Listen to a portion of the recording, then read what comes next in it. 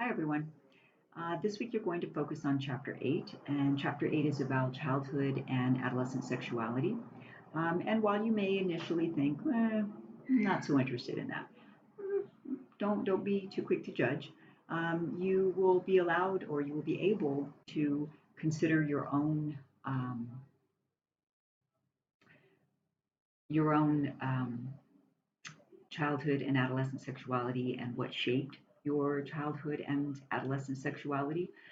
We often forget that our parents, our peers, the media, maybe even religion and schools have shaped who we have become as adults. And it's interesting to consider what role these various agents of socialization, as we sociologists call them, might have played in shaping how you think about sex, how you think about um, how not only how you think about sex, but how you feel about it. If you grew up in a family that was very conservative, you may have grown up with the idea that sex is bad, it's wrong. And even though if you're sexually active now, you enjoy it, you still maybe have that little voice in the back of your head that says, hey, don't do that particular thing. It's okay if you do this stuff, but maybe not the other stuff.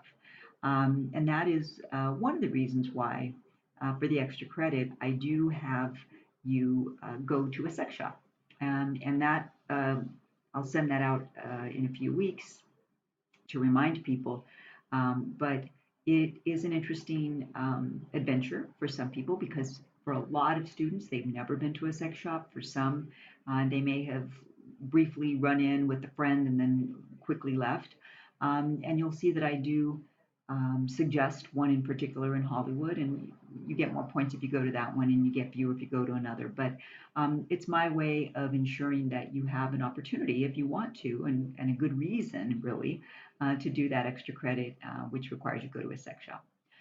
In this chapter, you'll also be considering um, virginity pledges, or what often are called chastity rings. And maybe some of you went to a school where a chastity ring or virginity pledge was common.